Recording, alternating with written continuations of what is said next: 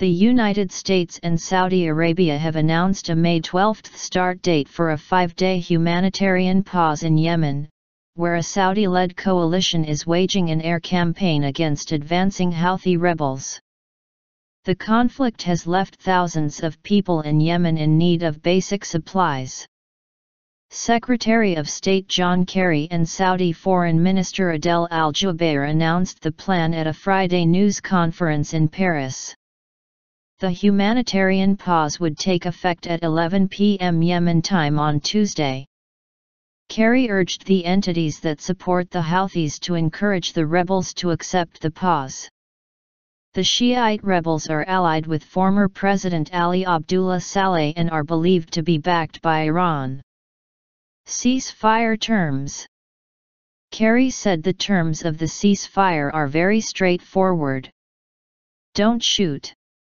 Don't move around and start to reposition and take advantage of this, said Kerry. This is a humanitarian pause and they should treat it accordingly, he added. He also indicated that the Saudi-led coalition would make allowances for minor offenses during the pause. They are not going to break this up over some mistake or some minor thing, said Kerry. However, he added, that bold, significant, clear efforts to attack people would not be tolerated. Word of the plan came the same day that Saudi state media reports said the Saudi-led coalition had given residents of Saada, a northern town near the Saudi border, an ultimatum to leave the area by nightfall. The coalition declared the Houthi rebel stronghold a military target.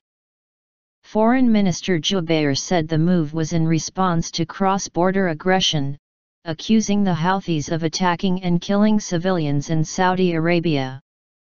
This is something that we will not tolerate, said Jubeir. This is a grave escalation on the part of the Houthis that we had to respond to, he added. Gulf diplomacy.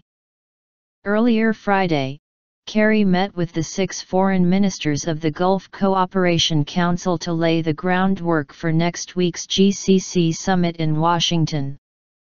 The Gulf leaders will meet with President Barack Obama at the White House on Wednesday and at the Camp David presidential retreat on Thursday.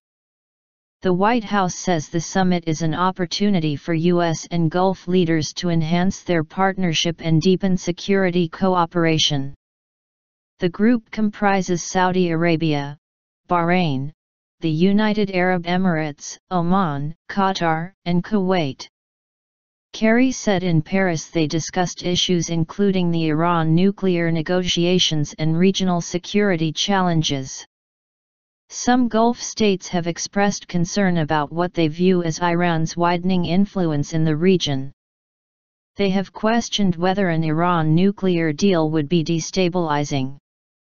They have also voiced concern about Iran's support of the Houthis in Yemen.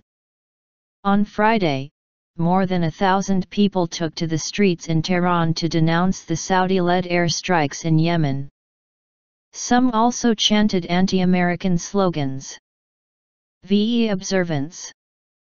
Earlier Friday, Kerry joined French President François Hollande, French Foreign Minister Laurent Fabius, and other dignitaries for a ceremony marking the 70th anniversary of what is known as Victory in Europe Day. Under overcast skies that threatened rain, Kerry and other dignitaries gathered at the Arc de Triomphe to mark the day in 1945 when German troops throughout Europe laid down their arms, ending World War II on the continent. Kerry returns to Washington on Saturday, wrapping up a week that also included stops in Sri Lanka and Africa.